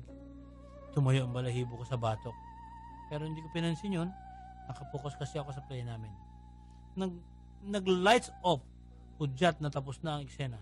Nakita ko ang isang kaklase ko namumutla at nanginginig na pumasok sa make-up room ng backstage. Lumapit ako at tinanong ko siya, anong problema? Sinabi niya, sa front row, may nakaupong mga lalaki na pare-pareho ang mukha. Nakangiti lahat sa kanya. Habang sinasabi niya sa akin yun, mangyak-ngyak siya sa takot. Kinalma ko siya. Lumabas ako ng make-up room, nakita ko na naman ang batang babae, tumatakbo. Lumapit ako sa stage manager para itanong kaninong kapatid ang batang tumatakbo. Bawal ang bata, sabi ng stage manager namin. wala siya nakikitang bata. Doon ako kinutuban. Ako lang pala ang nakakakita sa batang makulit. Nang matapos ang play namin, doon ko nalaman. Hindi lang pala ako nakakita sa bata. Nakita rin ng ibang kaklase ko. Pati ang mga lalaking nasa front row na pare-pareho ang mukha nakita nila. Wala nang mangyari yun, hindi na ako pumupunta sa University Hall. Takot na takot ako. Baka makita ko ulit ang mga multo. I just want to share, ang lolo ko rin ay magsasampung taon ng patay. For the past 5 years ng pagkamatay niya, may paru-parong dumadalaw sa amin. Sa tuwing bisperas at mismong araw ng birthday ng lolo ko, dumadalaw ang paru-paro. Ang kulay ay itim, may dilaw sa magkabilang dulo ng pakpak. Minsan nakakagisnan ko ang paru-paro nakadapo sa dingding ng kwarto namin o ng kapatid ko. Minsan nakadapo sa screen ng TV at sa iba pang pati ng bahay namin. Hindi maituturing na coincidence lang ang pagpupunta ng paru-parong yun dahil regular siyang pumupunta sa tuwing birthday ng lolo ko. Ang tanong ko, ano ang ibig sabihin ng pagdalaw ng paru-paro sa bahay namin? Yung ba ang tinatawag na reincarnation? Sumanib ba ang kaluluwa ng lolo ko sa paru-paro? Sana mabasa niyo, more power. Hindi kami umabsent ng daddy ko sa pakikinig sa inyo. Okay, mahaba masyado yung kwento niya pero nakakilabot. Sabi ni Princess, yung lolo daw ba niya ay dumadalaw palagi. Ang isang hindi ko makakalimutan kwento ni Adam Reyes sa amin nga, yung namatay si Miko Soto at meron silang programang paranormal sa GMA7. Ang ina ni Miko ay si Ali Soto. Noong nagkakaroon sila ng isang investigation sa paranormal, naroon si Ali at may dumapong paru-paro sa dibdib ni Ali.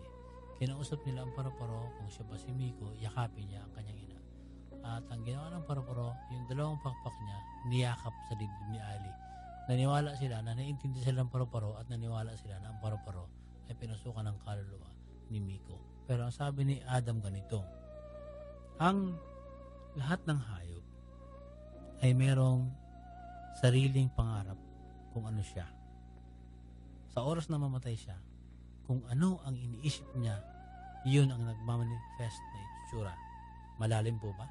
Ang ibig sabihin nito, kung ang isang pusa, inaakala niya na siya ay tao, pag namatay siya, maaaring lumitaw ulit ang kanyang impression o imprint sa katauhan na ng hugis tao at hindi pusa.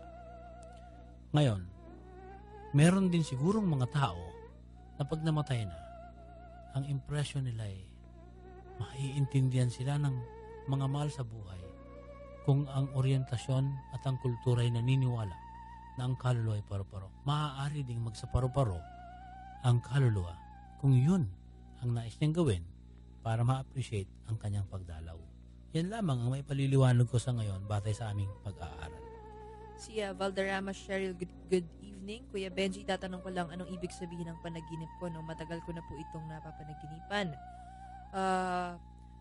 Gusto ko malaman, yung isang gabi po, na naginip ako na naglalakad ako ng walang tsinelas at may pupuntahan po ako. Habang naglalakad ako at naghanap po ako ng tindahan ng tsinelas. May natagpuan po ako, pero wala po akong makita sa tindahan na yun. No? Gusto ko ng tsinelas, may pera ako, hawak 100 piso lang. Piso lang, hindi ko daw po maibili dahil base sa panaginip ko ay kulang yung perang dala ko. May presyo yung tsinelas na pwede sa dala kong pera, pero ayoko naman po yung style, no? Sana ay masagot ninyo. Maraming salamat at more power.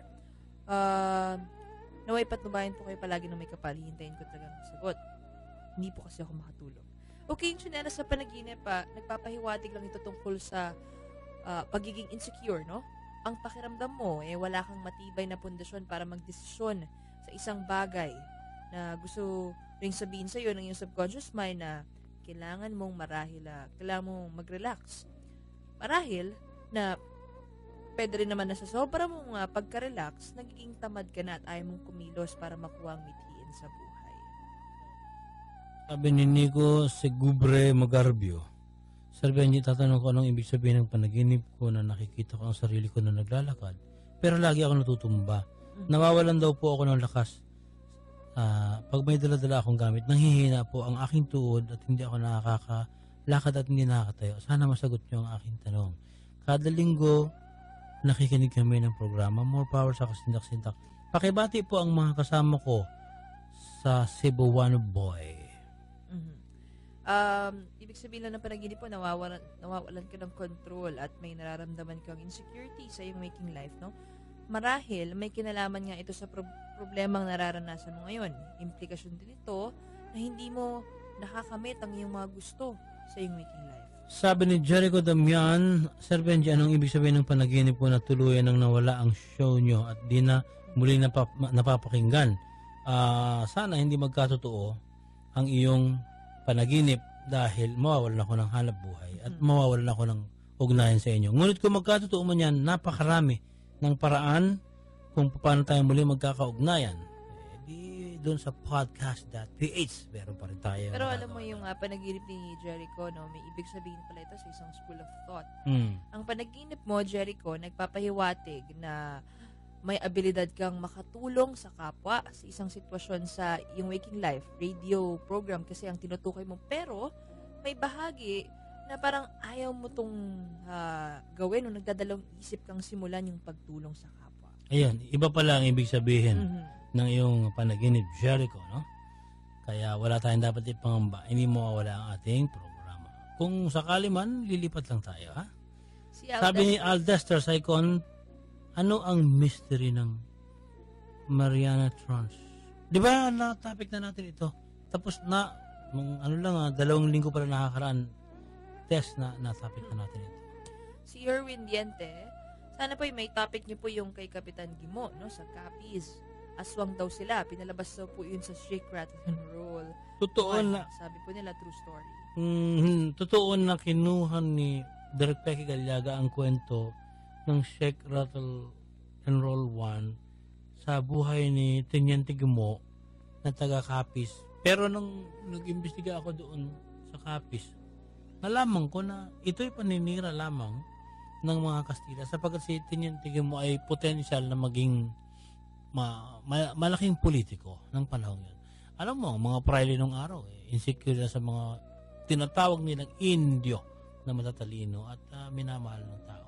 Para hindi na siya maiboto, no? Hindi na siya magkaroon ng posisyon, siniraan na siya. Sinabing siya ay aswang.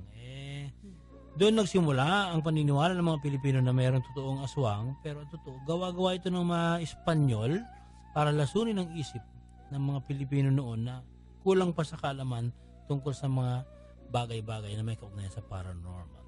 Si Espanyola Carlo, good evening, kamusta po, no? Bago lang po akong tagapakinig ng Kasindak-Sindak dahil po ito sa mga kuya ko pong matagal ng loyal listeners. Thank you. Thank you, Carlo. At unang pagkakataon ko pa lang po napakinggan ng show ninyo, inabangan ko na. Dahil sa mga interesting na stories at pahabol. Kung pwede po bang pakitopic po ninyo tungkol sa Apocalypse. More power sa show ninyo, sana ay tumagal pa. Apocalypse. Natapik na natin ito, no? Natapik na natin ito, pero hindi ito yung pelikula. Meron din kasing baka yung pelikula sinasabi niya, pero kung ito ay tungkol doon nga sa nasa Biblia, natapik na natin ito. Si E1, may tanong ako, pag nalampasan po ba ang speed of light, pwede na rin po bang makagawa ng time machine? Pag nalampasan ng speed of light, pwede nang makagawa ng time machine. Hindi nga natin alam kung sinasabi na time machine nitong si Erich von Däniken sa kanyang teorya na nakasulat sa Chariots of the God. Kung yung time machine ba na yun ay mayroon pang kinalalaman sa relativity ng time and space. Kasi magkakaiba ang dimension, magkakaiba rin ang mga nilalang sa iba't ibang solar system. So, mahirap sagutin ng tuwiran kung ang speed of light pwede makagawa ng time machine. Dahil maaaring hindi nga ito ang ginagamit nung sinauna pang mga panahon nung mga sinasabing dumadayong alien sa ating Earth. Si Deactivate, sabi niya, Sir, ma'am, pang-4 na beses na po akong nakikinig ng kasindak-sindak simula nang may scan ng FM radio ng phone ko yung station nyo, no? Napakaganda ng programa ninyo. Sana ay maitopic nyo po ito next Sunday. Hindi po ba 2015 na ngayon sa ating kalendaryo? Sino po kaya ang gumawa ng ating kauna-unahang kalendaryo? Yun pong year 0001. Thanks, kasindak-sindak. Alamin nga natin kung sino. Magkakaiba ang kalendaryo ha, hindi pag Chinese iba ang tingin, pag Mayan calendar iba rin naman. So, titingnan natin kung sino ang sa year 0001 ang gumawa nito. Hanapin natin. Si Ariel de la Cruz, good evening. Pakitapik po ang buhay ni Alex Jones. Ito, nabanggit mo to kanina dun sa isang ex-Illuminati member. Ang Alex Jones na ito ay baka ito nga yung sinasabing Illuminati na malaki ang kinalalaman sa secret society na ito. Sige, hanapin natin kung ano talaga ang kasaysayan nito. Si Ruben Noveja, good evening. Sana ay maitapik niyo po yung buhay ni Matthew Manning, yung tinaguriang The Unseen Hand. Lalagyan natin ng ng marka Ruben. Okay. Ay sasaliksikin namin ito, The Unseen Hand. Si Arlian Estilos, kwento, lagi po ako nakikinig ng kasindak-sindak. Nais ko lang malaman kung totoo po ba yung UFO na nakita sa Santa Catalina Island? Ang tawag po, USO. Oh, maraming salamat, more power. Ngayon ko lang narinig ito. Ngayon ko lang narinig yung USO, pero kapag kasi ang isang bagay na nakita mo sa kalawakan ay hindi ma-identify, ang tawag niya na UFO. No? So, yun. Ang sigurong dapat itanong, nung nakita nila at hindi na-identify, yung kaya ay sasakyan ng mga extraterrestrial. Dapat pagkaroon ng mga ganong investigasyon. Si Brian Dexter Frianella, good evening kasindak-sindak. Pakitapik po itong bungo daw po ni Goliath na nahukay ng mga archaeologist. Salamat at sana'y mabasa ninyo. Kanina kausap ko si Eric Montas, pinag-uusapan nga namin dalawa. Ano ang mga pruweba na kay Goliath nga ang nahukay ng archaeologist na ito? At pinagtatalunan namin kung dapat bang paniwalaan na mayroong mga higante noong unang panahon o nagkataon lang na genetic talaga sa sobrang laki na pagkamalang higante. Ang sabi ko sa kanya, depende sa school of thought. Kung naniniwala ka sa theory ni Eric von Daniken na mayroon talaga mga giant noon na pinanggalingan ng lahi ng tao sa pahihipagtalik sa mga primates, di naniniwala ka na may higante. Pero kung naniniwala ka dahil nakikita mo yung sukat ng mga buto na nahuhukay sa iba't ibang lugar, baka meron na talaga mga higante. Ngunit, ang tanong ni Dexter, kay Goliath ba ang nahukay na mga buto nitong mga naghukay na archaeologists? Hindi ko alam. Hindi natin matitiyak yan dahil anong pagbabatayan ng DNA?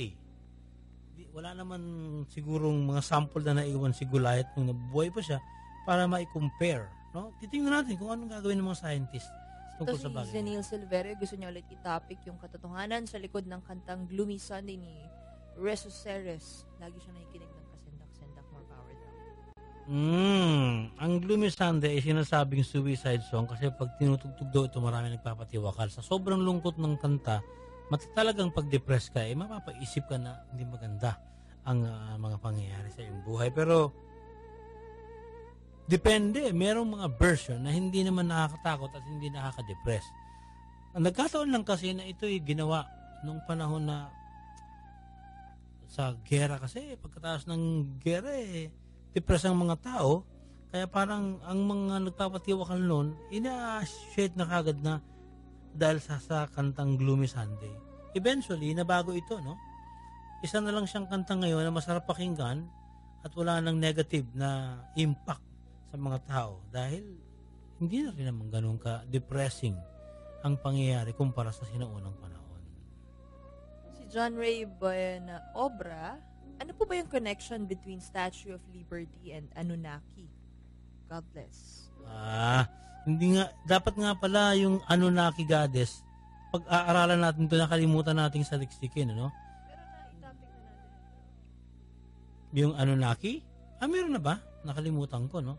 Wala tayong naging paksa sa pero yung connection niya between the Statue of Liberty pala natin talakayin. Pagkakaugnay. Si Justin Tayag, Sir Benji, anong ibig sabihin ng panaginip ko na magkasama daw po kami ng ex-girlfriend ko na nagde-date kami, no?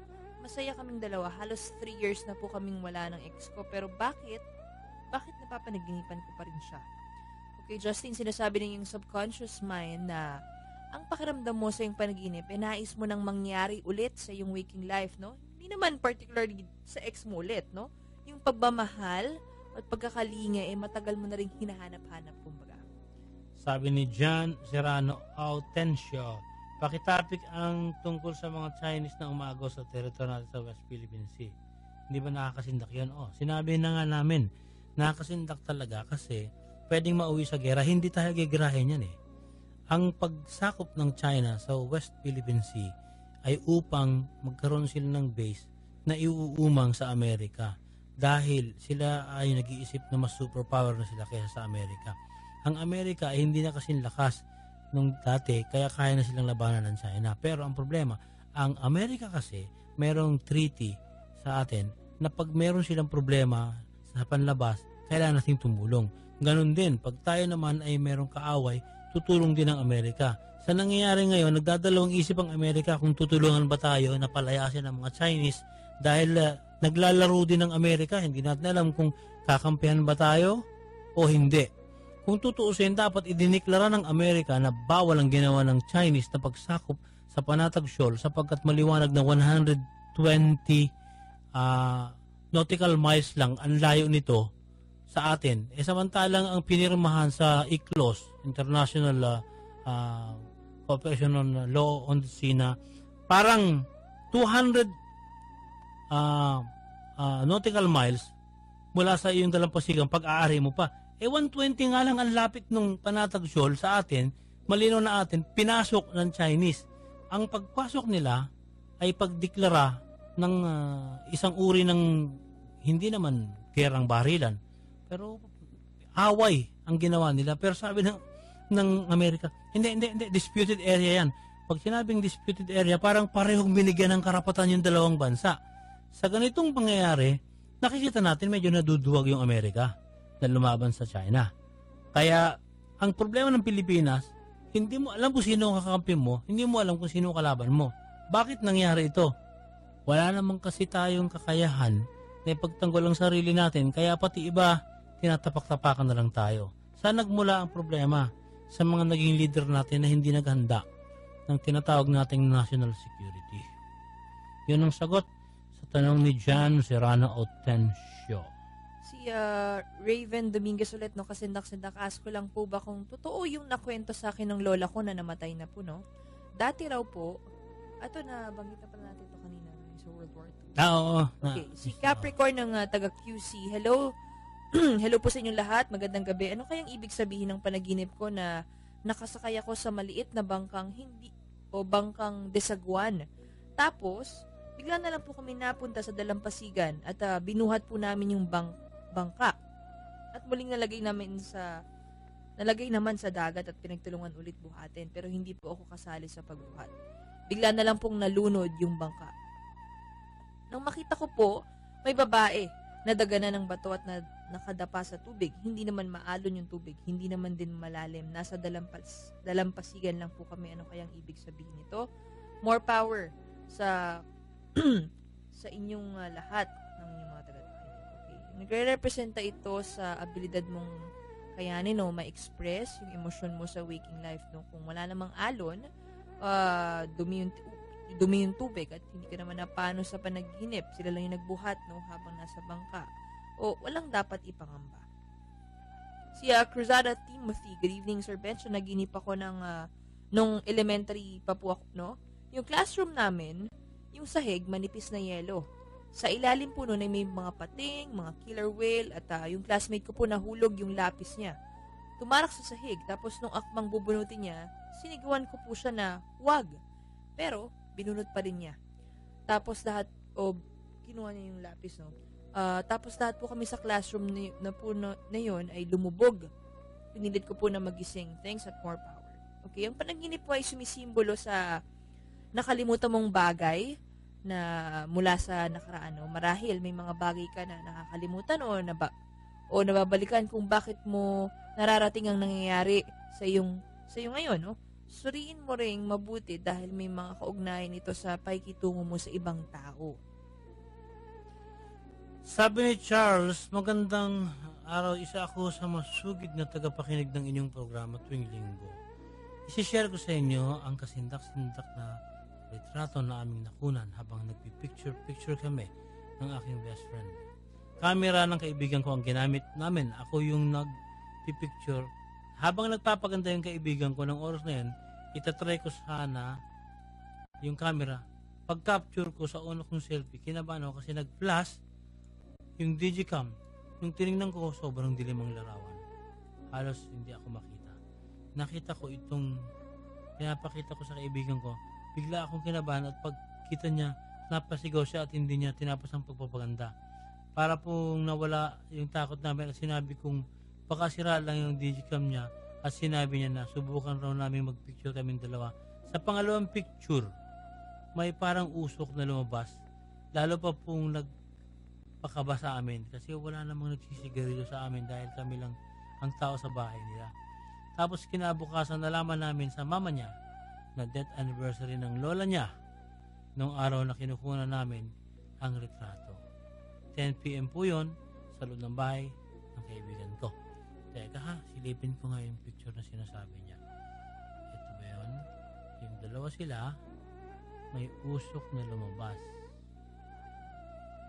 Dito. Oo nga, no, parang natabunan sila ng usok. Pero yung isa, parang depekto lang ito na hindi nag-flash. Kaya ganun ang naging itsura. Wala naman ako nakikita ng ibang image kundi hindi nag-flash. Kaya naging madilim ka. Pero papasuri pa rin namin to sa linggo kay Adam para masagot ng husto dahil may mga kasama ngayon si Adam sa V2 project na masusi ang pag-aaral sa mga picture na sinasabing may mga anomalya. Maghintay ka lang, ha? Sabi ni Eugene Borromeo, Sir Benji, ang ibig sabihin kaya ng panaginip po na hinahabol ako ng aso, ano po ba yun? Hinahabol daw siya ng aso. Ang tanong ko yung ano bang kulay ng aso na nakita mo, Eugene, sa yung panaginip? Kasi yung aso, simbolismo ito ng mga tao sa ating paligid, no? Kung itim yung kulay ng aso na nakita mo, no? Tumutukoy ito sa mga taong may masamang intensyon sa'yo. Sabi niya, tawagin niya ako sa pangalang Magmar. Tatanong ko ang ibig sabihin, may tumatawag sa akin na kabos ng tita ko na 1 taon nang patay ang tita ko. Nakaiga ako nung gabing yun nang marinig ko ang pagtawag sa akin ng tita ko. Yung buwas siya parang hangin na lumalabas pero malinaw ang pangalan ko na 3 beses niyang tinawag. Bago siya nakita ko pa siyang dumaan nung nagsasalamin ako. Pagtingin ko naman sa likod ko, wala namang tao kaya binahaliwala ako. Pero ilang linggo lang, nabalitaan ko na wala na ang tita ko. Sa totoo lang po, hindi kami close ng tita ko nung una. Palang kaya tataka ko, bakit siya magpapakita sa akin bago siya mawala? Marami pa akong mararamdaman at nakikita dito sa amin gaya ng may umiihip sa kaliwang mata ko habang nakahiga ako sa higaan namin. At nararamdaman ko na may tumatalsik pang laway sa mukha ko. Hindi ko na lang sinasabi sa mga kasama ko ang nararamdaman ko sa bahay namin. Thank you, sana masagot nyo. Tungkol sa tita niya, maaaring yung tita niya ay nagparamdam sa kanya bago pa nagkaroon ng actual death, no? Parang pinagtataka niya. Hindi naman siya lakros, paano papakita sa kanya? Pwedeng meron siyang gustong sabihin sa'yo nung nabubuhay pa, ngunit hindi niya na nasabi.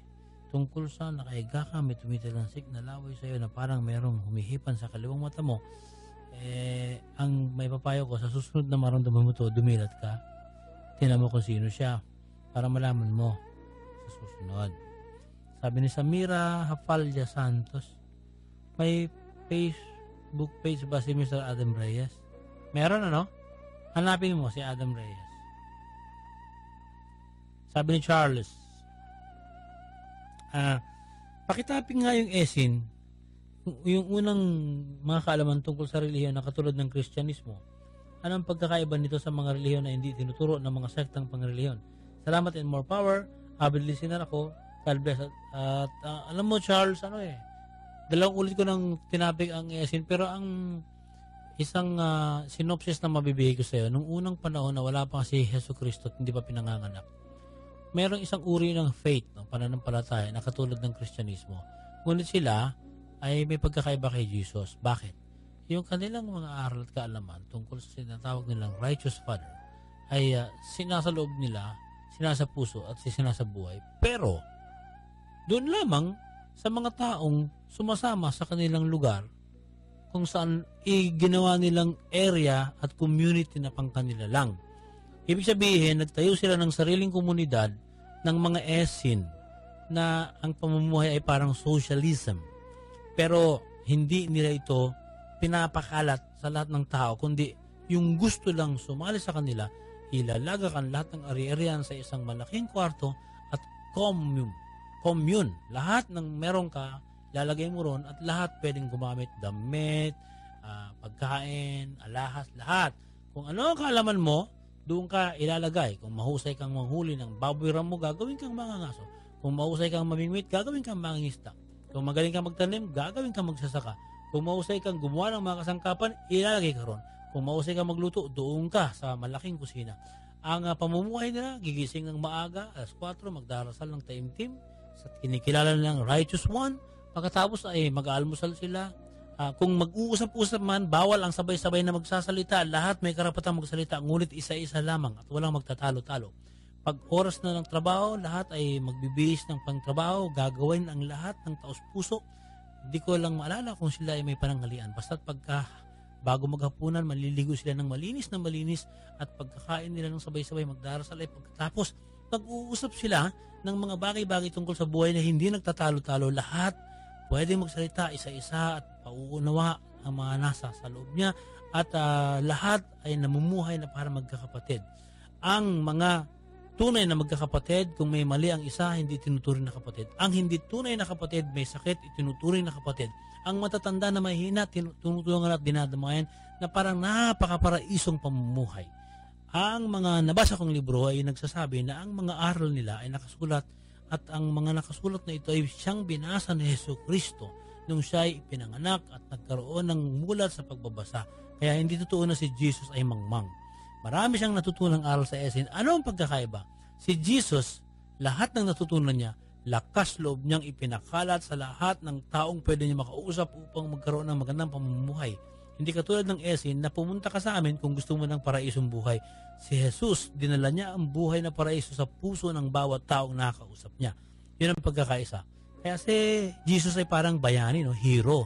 Dahil yun ang ginawa niya.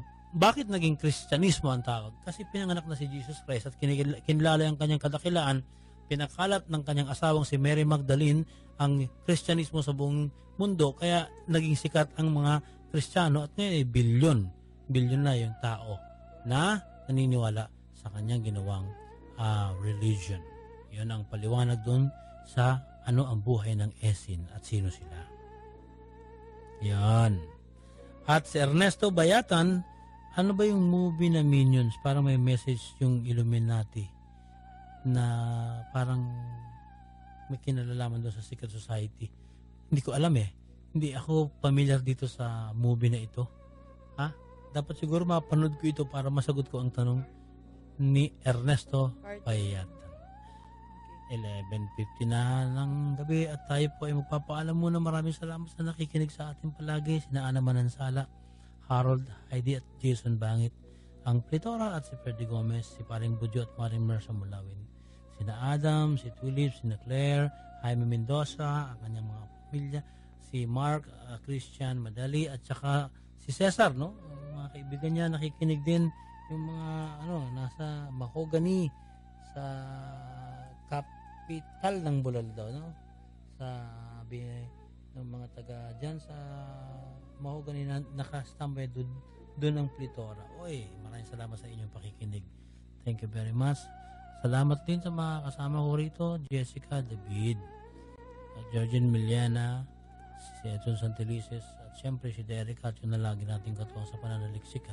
At pag-aaral ng paranormal, ako si Benji Felipe lagi nagsasabing magdasal lang tayo at hindi tayo pabayaan ng Panginoon. Hanggang sa susunod na linggo muli, bibigay ko ang awit na hiningi ng isang tagapakinig natin. Paborito niya raw ito, yung tungkol sa ginawa nating awit ng Plitora. Diyos mabalos para sa inyong lahat. Hanggang sa susunod na linggong muli.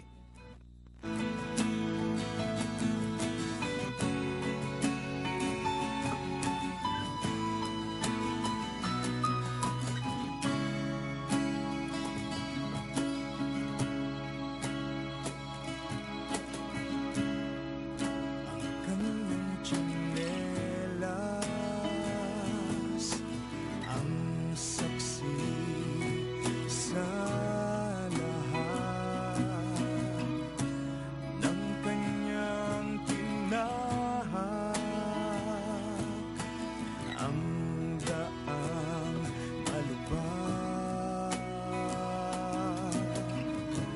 sa rupok ng swelas,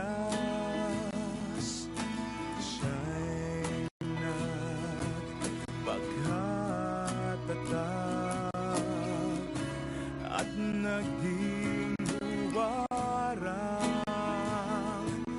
lingkod na matapat. Ang kanyang tsinelas kasamang sumugat sa taong mayaman, maging sa mahirap, sa mahabang lakad, iwalang nangarap na tayo'y gabayan sa buhay na payak.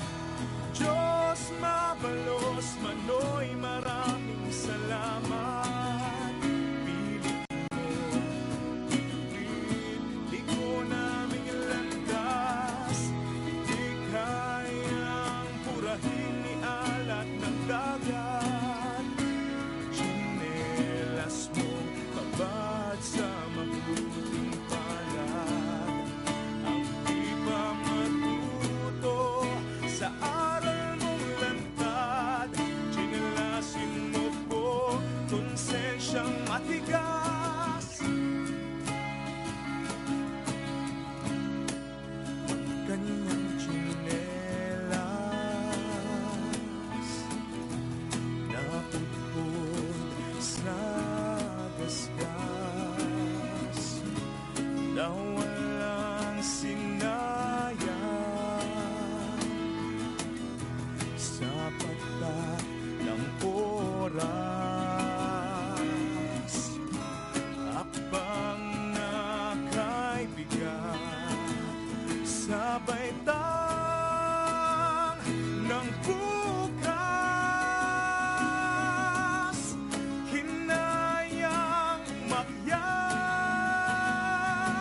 at Diyos ang may basbas.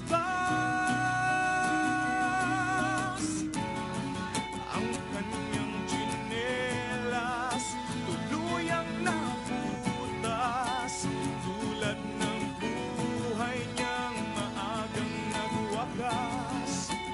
Kapwa-tao nawa'y magising mamulat, dakila niyang yapak, sundan bawat apak.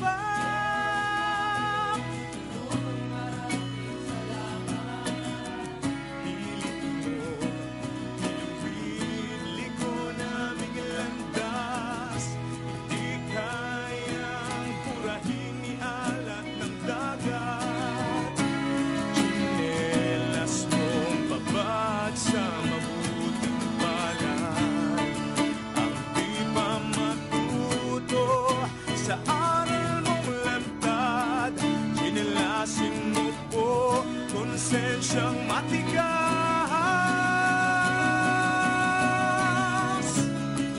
Diyos mabalos, Manoy, maraming salamat. Diyos mabalos, Manoy, sa imong maurang. Diyos mabalos, Manoy, maraming salamat. Diyos mabalos, Manoy, sa dalan